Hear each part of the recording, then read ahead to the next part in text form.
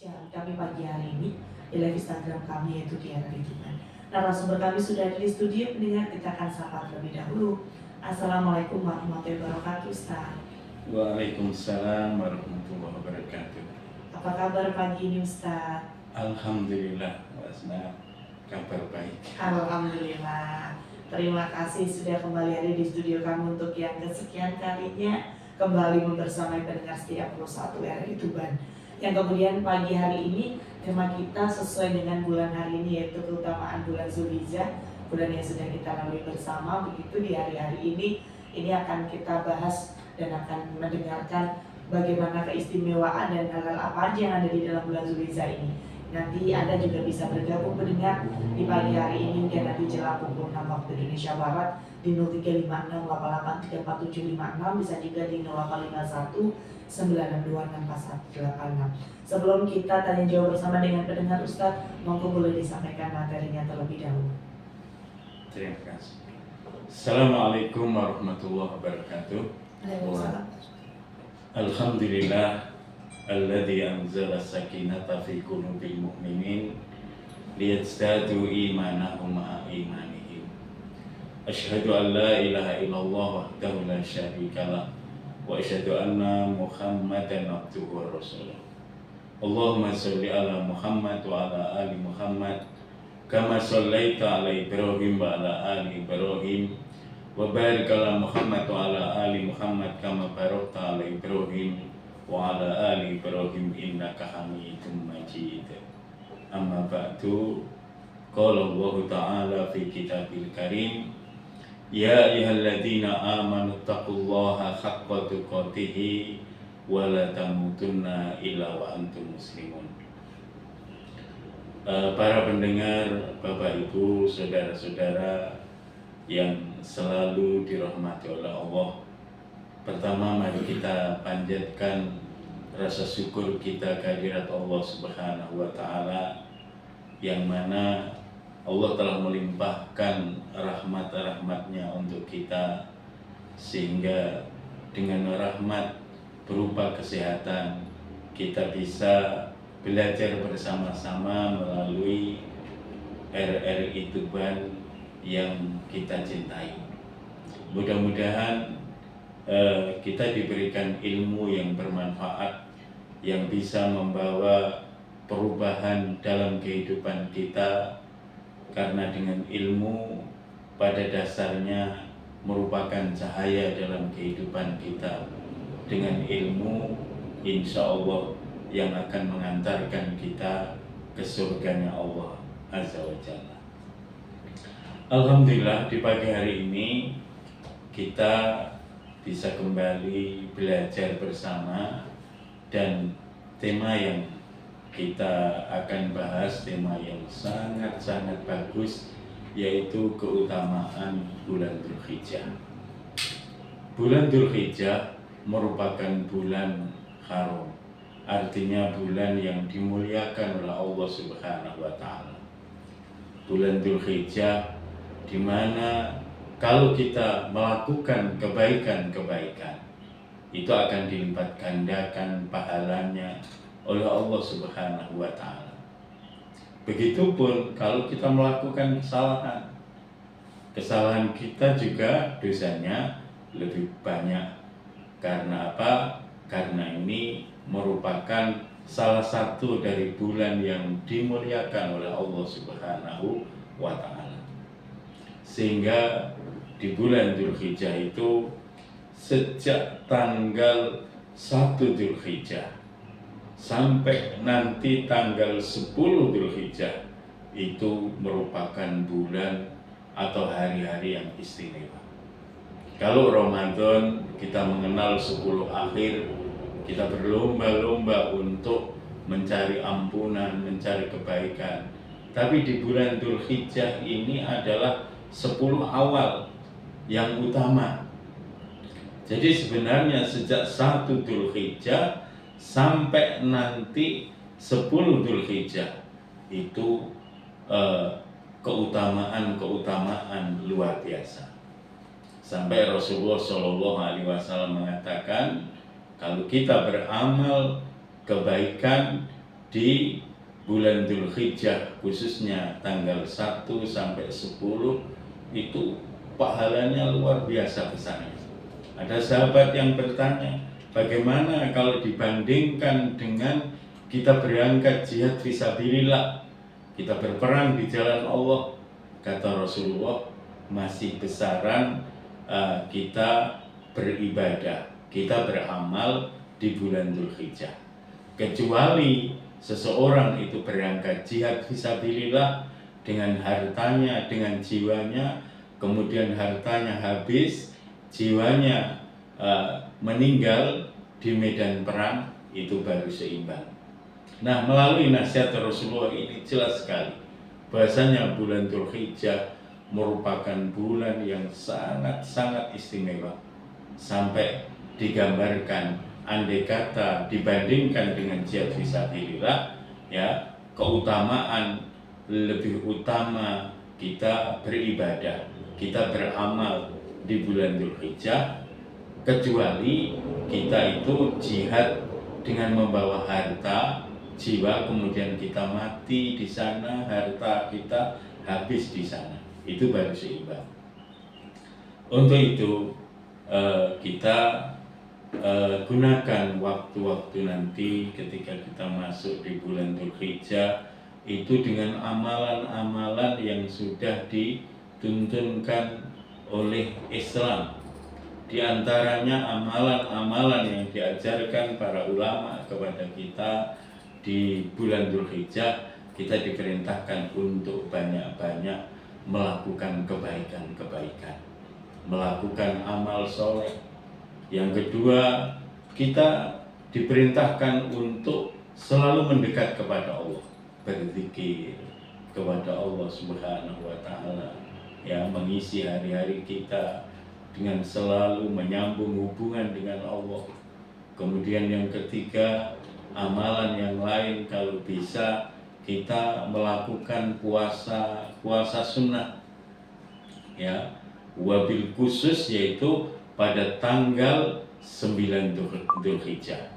Ketika itu saudara-saudara kita kaum muslimin yang dipanggil oleh Allah menunaikan ibadah haji sedang wukuf di Padang Arafah. Kita disunahkan untuk berpuasa Arafah yang pahalanya kata Nabi seperti kita berpuasa 2 tahun. Jadi puasa Arafah itu kata Nabi bisa menghapus dosa-dosa setahun sebelumnya dan setahun sesudahnya.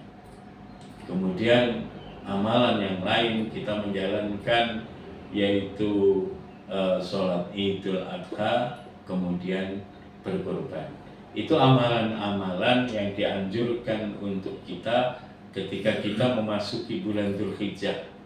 Jadi kita dituntunkan dengan amalan-amalan yang sudah dicontohkan oleh Nabi kita atau oleh para sahabat radhiyallahu anhum. Nah, di antara keutamaan bulan Dzulhijjah yang pertama adalah Allah Subhanahu wa Ta'ala itu menyempurnakan ajaran Islam itu pada saat bulan Dzulhijjah. Jadi kita tahu bahasanya ajaran Islam itu ajaran yang paling sempurna dibanding ajaran-ajaran agama yang lainnya. Sehingga kesempurnaan Islam ini bisa menjadikan rahmat bagi seluruh alam. Ya, itu dimulai sejak bulan Dzulhijjah, khususnya pada saat Rasulullah Shallallahu Alaihi Wasallam menjalankan haji wada. Jadi Rasulullah Shallallahu Alaihi Wasallam ketika haji wada itu turun ayat Al-Quran yang berbunyi al-yauma akmaltu lakum dinakum wa atmamtu alaikum nikmati wa raditu lakumul islam madinah. Pada hari ini Muhammad, aku telah menyempurnakan bagimu agamamu dan nikmat-nikmatku untukmu, dan aku ridho Islam itu sebagai agamamu. Ayat ini turun ketika Rasulullah Shallallahu Alaihi Wasallam menjalankan haji wada. Artinya ayat ini merupakan bukti bahasanya ajaran Islam itu ajaran yang sempurna, ajaran yang tidak ada cacatnya, tidak ada kurangnya, yang merupakan rahmat dari Allah Subhanahu wa Ta'ala. Untuk itu, ketika ayat ini selesai turun, Rasulullah Shallallahu Alaihi Wasallam menyampaikan penyampaiannya, bahasanya ajaran Islam itu sudah disampaikan semuanya, tidak ada yang ditutup-tutupi, tidak ada yang disembunyikan oleh Rasulullah Shallallahu Alaihi Wasallam. Bahkan dikala itu, ketika beliau berpidato, ya, menyampaikan kepada para sahabatnya, para sahabat ini diperintahkan untuk menjadi saksi, ya, bahasanya qad balagtu, sungguh aku telah menyampaikan seluruh ajaran Islam. Maka dari itu, sekali lagi, keutamaan bulan Dzulhijjah di mana Allah menyempurnakan Islam sebagai agama dalam kehidupan kita. Tadi kita sedikit menyinggung bahasanya Islam yang dibawa oleh Rasulullah Shallallahu Alaihi Wasallam itu merupakan rahmatan lil alamin. Wa ma arsalnaka illa rahmatan lil alamin. Itulah ajaran Islam. Untuk itu, apabila kita mengamalkan ajaran Islam secara sempurna, insya Allah kita akan diberikan solusi dari setiap permasalahan kehidupan kita. Kita akan diberikan ketenangan dalam menjalani kehidupan. Pada dasarnya Allah yang menciptakan kita, Allah yang telah membimbing kita dengan ajaran agamanya, maka pasti akan dijamin kebenaran yang disampaikan oleh Allah melalui Rasulullah SAW.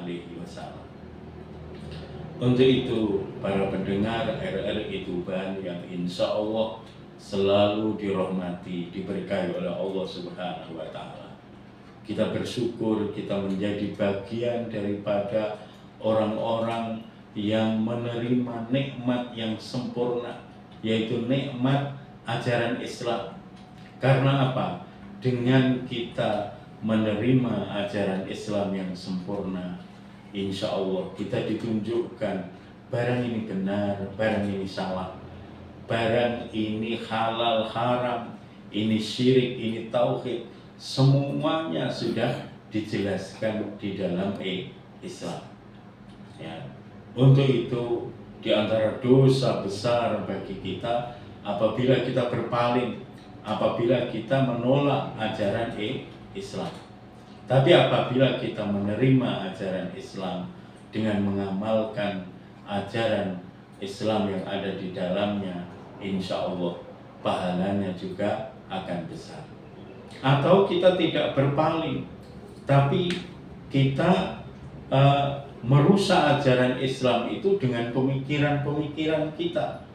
Karena sekarang di zaman modern ini banyak sekali orang-orang yang seolah-olah mengatakan Islam, tapi sebenarnya dia itu tidak paham dengan ajaran Islam. Dengan pemikirannya, karena sudah terkontaminasi oleh pemikiran-pemikiran orang-orang selain Islam, mengatakan katanya Islam itu sudah tidak relevan lagi untuk diamalkan di zaman sekarang. Kemudian hukum-hukum Islam itu tidak sesuai dengan perkembangan zaman. Atau yang lebih ngeri lagi, ada yang mengatakan Al-Quran itu tidak semuanya isinya bisa kita terima. Kalau tidak sesuai dengan akal, kita harus ditolak. Nah, ini yang bahaya. Orang-orang seperti ini yang bahaya. Jadi sekali lagi, dalam rangka beramar ma'ruf nahi mungkar, kalau kita berpikiran bahasanya Al-Quran itu tidak sesuai dengan akal kita, tidak sesuai dengan perjalanan kehidupan kita, berarti akal kita yang salah. Akal kita yang perlu dibenahi. Bukan Islamnya atau bukan Al-Qur'annya yang dirubah, tapi itu menunjukkan bahasanya kita mengalami gangguan di dalam masalah pemikiran, bahkan masalah hati kita. Jadi kita nggak boleh ikut-ikutan ya dengan orang-orang yang sekarang kita kenal dengan orang liberal yang mengatakan bahasanya Islam atau Al-Quran itu sudah tidak relevan lagi. Jadi sepanjang kehidupan ini ada Al-Quran atau sunnah yang diajarkan oleh Rasulullah, itu menjamin keselamatan kita. Karena apa? Islam dengan landasan Al-Quran, dengan landasan ajaran Rasulullah ini merupakan rahmat untuk kehidupan di alam semesta ini. Kalau kita gali secara mendalam, tidak ada agama yang sedetail atau sesempurna Islam. Ya, kita tahu Islam bukan hanya menyuruh kita menjaga keseimbangan alam supaya alam tidak rusak, tidak terjadi bencana.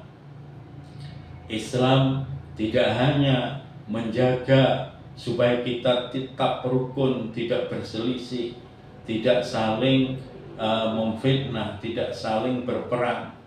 Bahkan Islam itu menyentuh ajaran-ajaran yang paling dasar. Sampai kita buang air kecil, buang air besar, itu diatur. Ketika kamu buang air kecil, jangan kamu buang air kecil di satu lubang. Khawatir di dalam lubang itu nanti ada hewan yang sedang berkumpul dengan keluarganya. Ini berarti ada kepedulian dengan binatang. Ya, kemudian ketika kamu menyembelih binatang, hendaklah pisaunya itu yang tajam. Jangan sampai pisau tumpul untuk menyembelih binatang, dan jangan diperlihatkan dengan binatang yang lain. Karena apa? Bisa menyakiti hatinya. Hal-hal sekecil itu dibahas di dalam Islam, apalagi urusan-urusan yang besar. Untuk itu, di antara keutamaan bulan Dzulhijjah, Allah menyempurnakan Islam, maka hendaklah kita terpanggil untuk mempelajari Islam, menjalankan ajaran Islam sedikit demi sedikit mencapai kesempurnaan. Sebagaimana firman Allah di dalam Al-Quran, Ya ayyuhalladzina amanu udkhulu fis-silmi kafah wa la tattabi'u khutuwati syaiton innahu lakum aduwwun mubin. Wahai orang-orang yang beriman, masuklah kamu ke dalam Islam secara sempurna. Jangan sepotong-sepotong, jangan sedikit-sedikit, sempurna. Ya, sejak bangun tidur sampai kita tidur lagi, usahakan kita menjalankan ajaran Islam. Dan jangan ikuti langkah-langkah setan, karena setan itu merupakan musuh yang nyata bagimu. Ini yang pertama, keutamaan bulan Dzulhijjah. Yang kedua, bulan Dzulhijjah itu bulan konferensi umat Islam seluruh dunia melalui ibadah haji. Jadi Allah Subhanahu wa Ta'ala memanggil umat Islam untuk berangkat ibadah haji ke tanah suci di bulan Dzulhijjah. Ya. Dan panggilan itu semata-mata karena Allah. Wa atimul hajja wal umrata lillah. Dan tunaikan haji, umroh karena Allah, bukan karena yang lain. Untuk itu, ketika seseorang sudah berangkat ibadah haji, kita dengar kalimat talbiyah yang dibaca. Semua mengatakan, menyampaikan dengan tetesan air mata, labbaik Allahumma labbaik. Ya Allah, aku datang memenuhi panggilanmu. Labbaik la syarika laka labbaik. Aku datang tidak membawa tandingan atau sekutu bagimu, la syarika, karena tidak ada sekutu bagimu.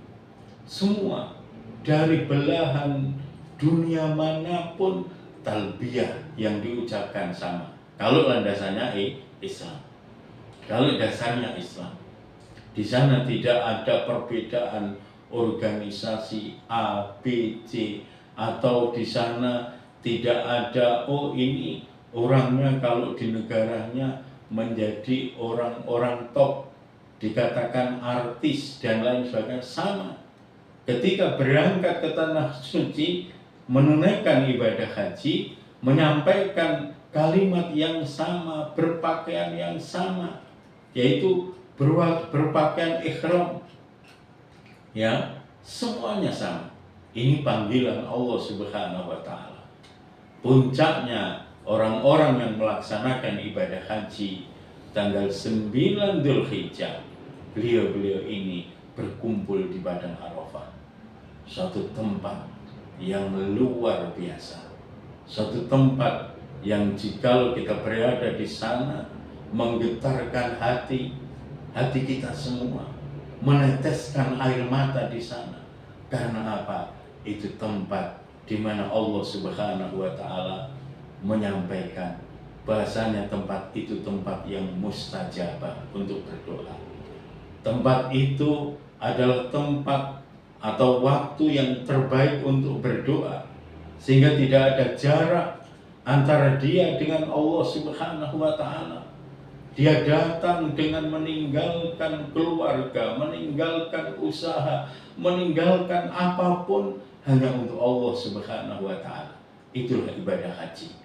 Maka dari itu ibadah haji merupakan bagian daripada rukun Islam yang kelima. Dan mudah-mudahan kita diberikan kesempatan oleh Allah untuk bisa hadir di sana.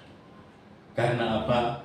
Sekali lagi, itu rukun Islam. Kalau kita bisa menyempurnakan, ya berarti keislaman kita akan sempurna. Yaitu yang kelima, wa hajjil baiti in istata'a ilaihi sabil. Kita berangkat haji apabila kita punya kemampuan. Yang penting ada niat. Kalau kita sudah punya niat, kemudian kita belum ditakdirkan oleh Allah untuk ke sana, paling tidak kita sudah ditulis untuk orang-orang yang akan mengantri ke tanah suci, yang akan berziarah ke rumah Allah, yang ingin berkumpul di Padang Arafah.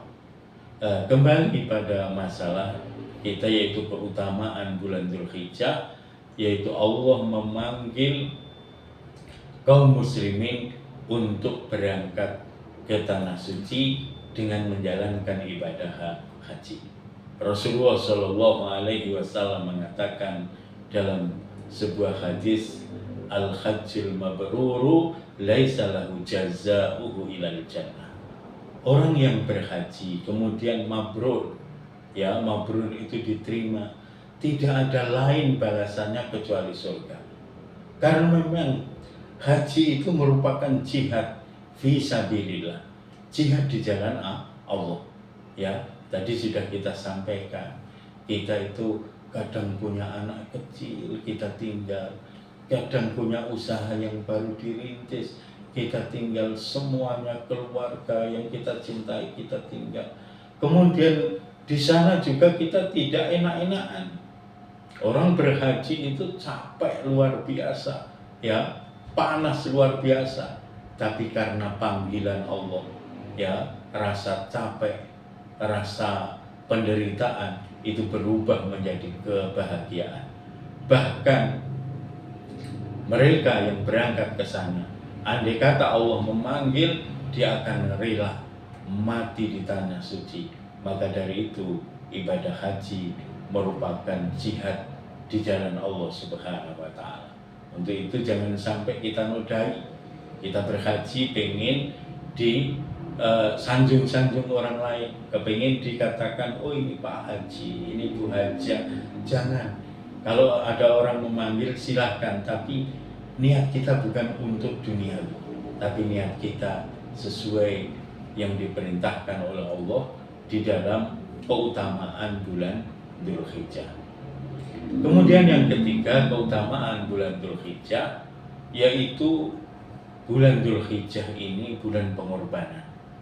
Bulan Dzulhijjah ini bulan di mana Allah Subhanahu wa taala memerintahkan kepada kita untuk berkorban. Kalau tidak salah, beberapa waktu sudah kita singgung, yaitu Allah Subhanahu wa taala memerintahkan kita untuk berkorban. Dan berkorban itu hukumnya ada yang mengatakan wajib bagi yang mampu, ada yang mengatakan sunnah muakkadah. Jadi ibadah korban itu merupakan keutamaan daripada kita melakukan amalan-amalan di bulan Dzulhijjah. Bagi orang-orang yang tidak dipanggil oleh Allah Subhanahu wa taala, kemudian berada di rumah, maka diperintahkan untuk berkorban sebagai panggilan keimanan dalam kehidupannya.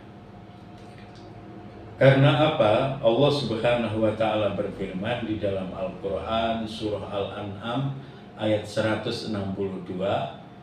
Allah berfirman, "Qul inna sholati wa nusuki wa mahyaya wa mamati lillahi rabbil alamin." Qul, sampaikan Muhammad, dawuhno, kalau bahasa Jawa, dawuhno Muhammad, sesungguhnya sholatku, wa nusuki korbanku, wa mahyaya hidupku, wa mamati matiku, lillahi rabbil alamin. Aku serahkan untuk Allah, pengatur, penguasa seluruh alam semesta. Jadi dalam kehidupan kita, yaitu ada perintah supaya kita mempersembahkan sesuatu untuk Allah Subhanahu wa taala. Termasuk kita sholat. Kalau sudah sholat Allahu Akbar, jangan mengharapkan yang lain, tapi harapkan ridha Allah. Kita menyambung hubungan dengan Allah, insya Allah Allah akan memberikan ketenangan, Allah akan memberikan kebaikan. Kemudian berkorban juga begitu. Berkorban ini jangan sampai ada niat-niat untuk selain Allah. Kalau kita berkorban niatnya untuk selain Allah, walaupun itu kita sudah menyisihkan harta, kemudian membeli binatang, tapi di situ niatnya bukan karena Allah, tidak akan mendapatkan pahala apa-apa. Ya, tidak akan mendapatkan pahala apa-apa bagi orang-orang yang berkorban untuk selain Allah.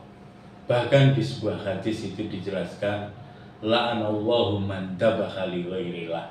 Allah akan melaknat orang-orang yang menyembelih binatang, artinya berkorban untuk selain Allah. Jadi dalam hadis lain, selain tidak mendapatkan pahala, malah mendapatkan laknat. Karena apa? Pada dasarnya kita bisa berkorban itu mendapatkan rezeki dari Allah. Tapi kalau kita korbankan untuk selain Allah, itu bentuk penyimpangan, itu bentuk kesyirikan. Ya, Rasulullah mengatakan, man dabaha li ghairillah faqad asyraka. Siapa yang menyembelih hewan korban untuk selain Allah, itu termasuk kesyirikan. Makanya Allah murka, Allah sampai melaknat orang-orang yang berkorban untuk selain Allah. Jadi dalam kehidupan ini, dalam hadis yang panjang, kalau kita bisa menambah penjelasan ini, ada 4 orang yang akan dilaknat oleh Allah. Pertama yaitu man dabaha li ghairillah, orang yang menyembelih binatang berkorban untuk selain Allah. Yang kedua, man awa muhdisan, orang yang orang yang melindungi kejahatan-kejahatan. Jadi orang yang punya profesi ini perbuatan jahat tapi dilindungi, dikasih tempat supaya aman. Ya, menjual obat-obatan terlarang, mencuri, tapi ada yang ngasih tempat, kemudian ada yang meringankan hukumnya. Itu pada dasarnya dilindungi, tapi Masya Allah, itu orang yang dilaknat oleh Allah Subhanahu wa Ta'ala.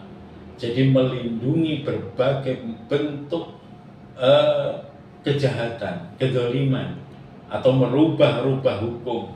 Mungkin saat ini ya orang itu bisa tersenyum karena apa, disogok dan lain sebagainya supaya hukumnya ringan. Tapi orang seperti ini dilaknat oleh Allah. Artinya dilaknat itu tidak akan mendapatkan kebaikan, tidak akan mendapatkan keberkahan. Yang ketiga, orang yang dilaknat oleh Allah yaitu orang yang suka melaknat orang tuanya. Artinya kita berani kepada orang tua, kita mencaci maki orang tua, atau kita mencaci orang tuanya orang lain. Ya, kita berselisih, kemudian orang lain kita caci maki orang tuanya, kemudian orang itu membalas mencaci maki orang tua kita, itu namanya melaknat orang tua kita. Jadi itu Masya Allah dilarang, itu akan mendapatkan laknat Allah. Yang keempat yaitu orang yang suka merubah batas-batas tanah. Jadi kita dalam kehidupan ini walaupun sedikit banyak itu diberikan titipan oleh Allah Subhanahu wa Ta'ala. Jadi apa yang kita miliki berupa tanah atau tempat tinggal kita itu titipan dari Allah. Maka di antara larangan keras kita ingin mendapatkan miliknya orang lain, menggeser batas-batas tanahnya, ya.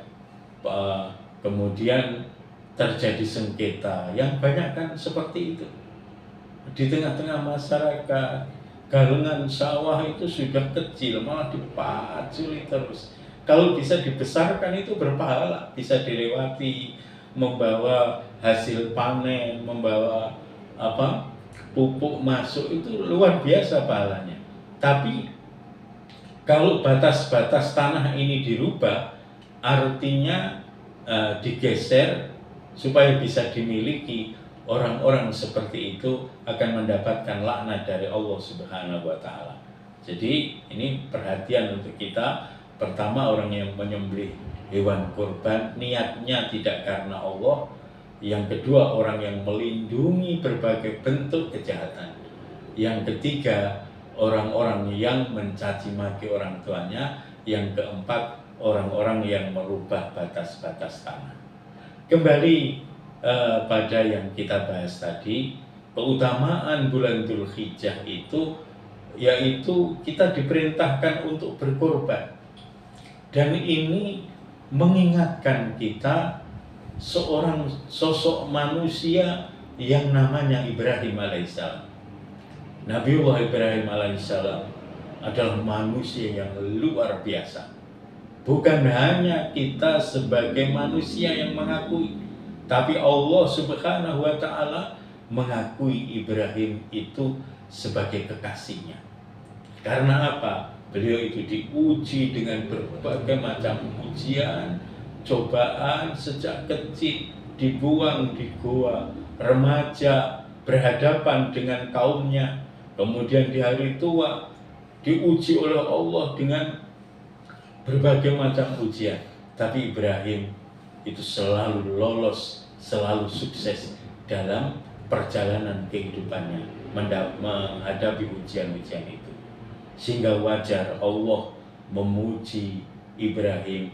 Rasulullah merintah kepada kita untuk mencontoh Ibrahim, sampai nama Ibrahim itu diukir di dalam Al-Quran sebagai salah satu nama di antara surat yang ada di Al-Quran karena kelebihan Nabiullah Ibrahim alaihissalam. Di antara banyak kelebihan-kelebihan itu, Ibrahim mendapatkan perintah yang berat sekali, yang tidak masuk di akal. Apa itu? Ketika Ibrahim mendapatkan seorang putra untuk meneruskan perjuangannya, beliau diuji. Lewat mimpi Ibrahim disuruh menyembelih putranya. Ya, anak satu-satunya yang tujuannya untuk meneruskan perjuangannya, tapi di sini diperintahkan untuk menyembelih. Sehingga Nabi Ibrahim ngajak putranya untuk bermusyawarah untuk berbicara, ya bunayya inni ara fil manami anni atbahuka fanzur madza ta'mal. Wahai anakku, aku ini diperintahkan untuk menyembelihmu. Bagaimana pendapatmu? Ismail yang sudah dididik dengan keimanan yang kuat, dididik dengan kesabaran, Ismail menjawab, ya abati if'al ma tu'mar satajiduni insyaallah minas sabirin. Wahai bapakku yang aku cintai, laksanakan perintah Tuhanmu. Insya Allah engkau akan menjumpai aku termasuk orang-orang yang sabar. Itulah yang kita contoh ketika kita berkorban. Ibrahim rela mengorbankan anak yang paling dicintai. Untuk itu bagi kita kaum muslimin, ya, korban itu merupakan bentuk panggilan keimanan, sehingga kita merelakan sebagian harta benda kita untuk kita titipkan kepada Allah, membeli binatang ternak, kalau bisa yang terbaik, ya, yang terbaik. Artinya kita tidak boleh berkorban dengan hewan yang cacat, misalnya buta matanya, kemudian kakinya pincang, itu tidak boleh dibuat korban. Kemudian yang tua renta, tidak ada dagingnya, itu juga tidak boleh. Kemudian yang sakit-sakitan, itu juga tidak boleh. Jadi kita persembahkan yang terbaik untuk Allah, insya Allah, karena ini panggilan keimanan, merupakan ungkapan syukur kepada Allah. Insya Allah melalui ibadah korban itu kita akan diberikan balasan yang lebih baik, pahalanya berlipat-lipat ganda. Dan melalui korban itu bukti ketakwaan kita kepada Allah. Insya Allah melalui takwa Allah Subhanahu wa Ta'ala, selain memudahkan urusan-urusan kita di dunia, Allah akan memasukkan kita kepada atau ke surganya nanti. Ini keutamaan yaitu bulan Dzulhijjah, yaitu kalau bisa kita simpulkan, pertama, Allah menyempurnakan Islam. Yang kedua, Allah memanggil kaum muslimin melalui ibadah haji untuk berkumpul di Padang Arafah. Yang ketiga, bulan Dzulhijjah merupakan bulan pengorbanan.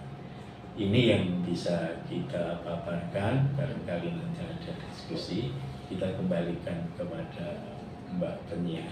Terima kasih Ustaz. Pendengar, di kesempatan pagi hari ini kita banyak sekali mendapatkan ilmu baru begitu ya. Kita mendapatkan tambahan semangat juga untuk sama-sama terus beribadah, khususnya di menambah iman kita begitu ya, semangat kita di bulan Dzulhijjah.